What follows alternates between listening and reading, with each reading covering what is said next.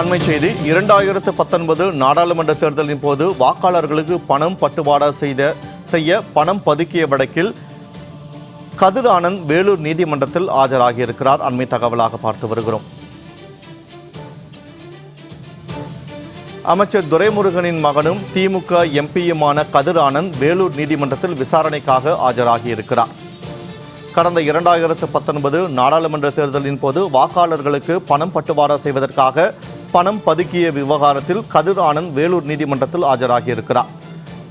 2019 திமுக நிர்வாகி பூஞ்சோலி சீனிவாசனின் சிமெண்ட் குடோனில் இருந்து சுமார் 11,51,00,000 ரூபாய் வரை பறிமுதல் செய்யப்பட்டது.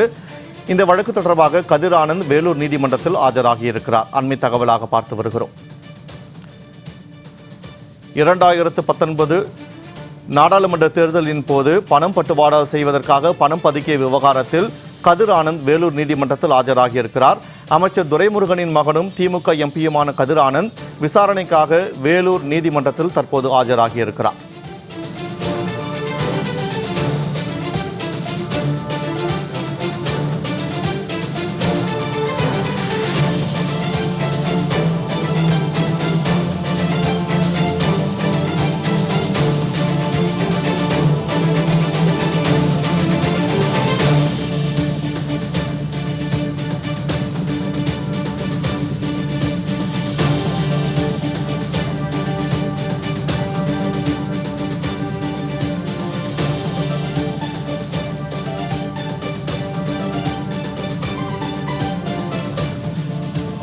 திமுக எம்பி கதிர் ஆனந்த் வேலூர் நீதிமன்றத்தில் ஆஜராகியிருக்கிறார். இது தொடர்பான கூடுதல் தகவல்களோடு எமது செய்தியாளர் வேலூரிலிருந்து பிரேம் இணைப்பில் இருக்கிறார். வணக்கம் பிரேம். தற்போது நாடாளுமன்ற உறுப்பினர் கதிர் ஆனந்த் வேலூர் நீதிமன்றத்தில் ஆஜராகியிருக்கிறார். அவர் மீது என்னென்ன வழக்குகள் பதிவு செய்யப்பட்டிருக்கின்றன? கூடுதல் தகவல்களை பதிவு செய்யுங்கள். வணக்கம் வினோத். தமிழகத்தில் கடந்த 2019 ஆண்டு நடைபெற்ற நாடாளுமன்ற தேர்தலின் போது வேலூர் நாடாளுமன்ற தொகுதிக்கு திமுக பொதுச் செயலராக அவர் இந்த துரைமுருகன் மற்றும் அவர் மகன் கதிர் ஆனந்த் போட்டியிட்டிருந்தார். அதாவது அதிமுக சார்பில் ஏசி சண்முகம் போட்டியிருந்தார்.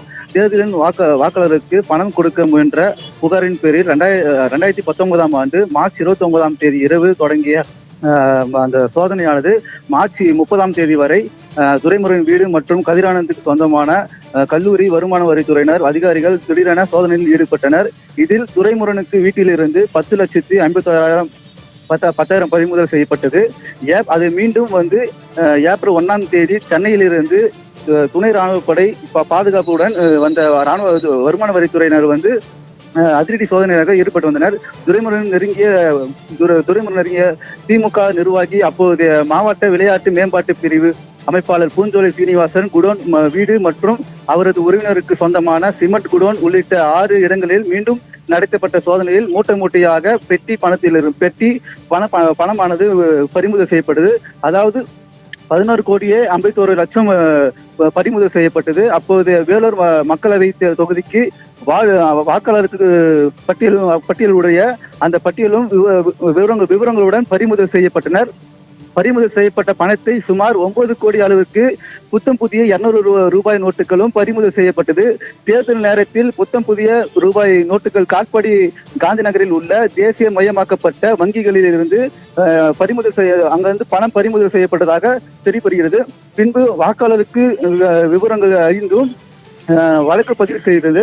வாக்காளருக்கு பணம் கொடுக்க முயன்றதாக காட்பாடி காவல் நிலையத்தில் தேர்தல் செலவு கணக்கு அதிகாரிகள் முத்துசிலப்பன் அளித்த புகாரின் பேரில் கதிர் ஆனந்த் பூஞ்சோலி சீனிவாசன் உள்ளிட்டோர் மீது முறைகேடாக பணம் பதுக்கி வைத்திருந்ததாக வாக்காளருக்கு பணம் கொடுக்க முயன்றதாக பதிவு செய்யப்பட்ட இந்த வழக்கு வேலூர் நீதிமன்றத்தில் உள்ள JM1 நீதிமன்றத்தில் நீதிபதி சத்யகுமார் முன்னிலையில் நடைபெற்று வந்தது. அது தொடர்பாக தற்போது கதிர் ஆனந்த் ஆஜராகியுள்ளார்.